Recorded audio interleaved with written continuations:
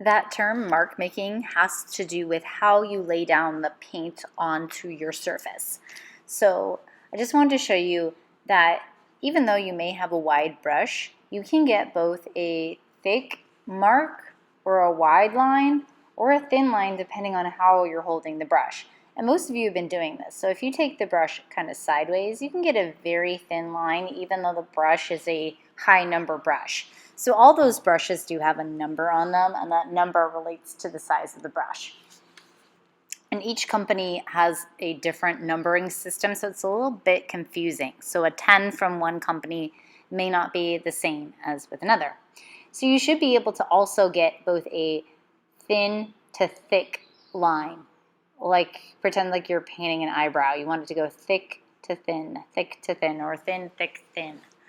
So those are marks that you should be able to do either by twisting your brush. I twist my brush quite a bit when I'm painting so that I can flip it to the other side because the other side has paint on it and the side I'm currently using is probably running out, so I'll just flip it.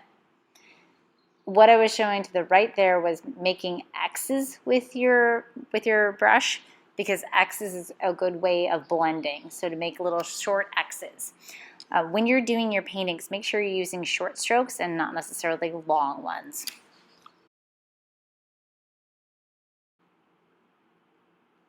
What we're doing in class is basically a still life. I mean, it is a still life. It's just not a very elaborate still life. It's just a single object instead of multiple. But with still lifes, it's oftentimes a really good idea to get some sort of gradient. There needs to be a shift in value. Otherwise, it's going to be one flat, solid color, and that's not going to have any depth or dimension to it, so it won't show any space.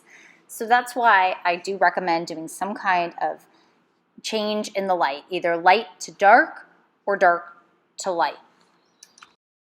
What can help you also is using that theory that cool colors such as blue and green and blue-violet, those colors go back in space, they recede, and warmer colors tend to pop out.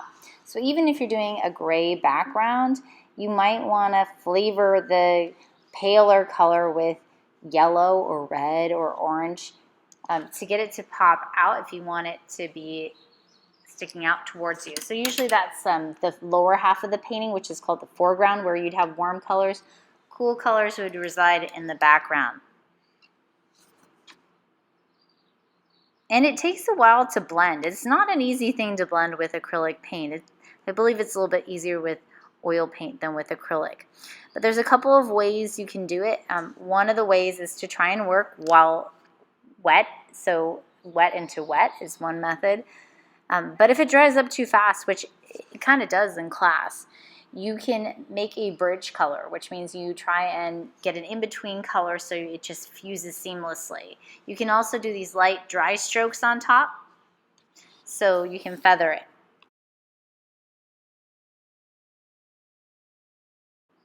One thing we have not yet talked about is the brush types. So there are different types of brushes, and you guys are using some of these brushes. So that one right there is called a filbert, and you can tell it's a filbert because the top is kind of rounded, it's curved like a gravestone a little bit. Then there's the flat brush. So the flat is perfectly flat on the edge. You can see it's very different from the filbert. And there's actually two here. There's different sizes. And of course, just like with the flats, there's a range of filberts. You can have a really small filbert, like a size 0, all the way up to like a size 12.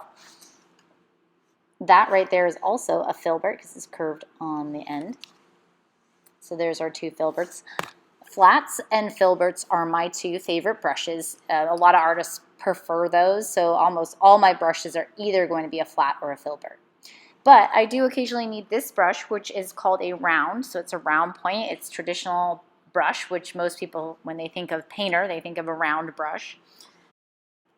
Round brushes are really good for painting lines. So if you're trying to get the branches on a tree, you might want to switch to a round brush. That's where they can be useful.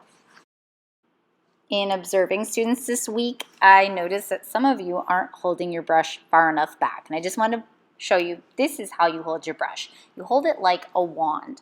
And one thing you want to avoid is putting your hand either on the board or in your artwork. You don't want to brace at all. You want to hold your hand back.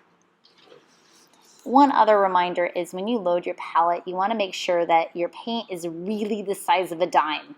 That may mean that you're only putting minimal pressure on each pump nozzle so it doesn't spray out or pour out more paint than you intend. Remember, once you pour paint on that palette, it is almost impossible to get it back into those containers, so it's essentially wasted, and we want to try and conserve as much as possible.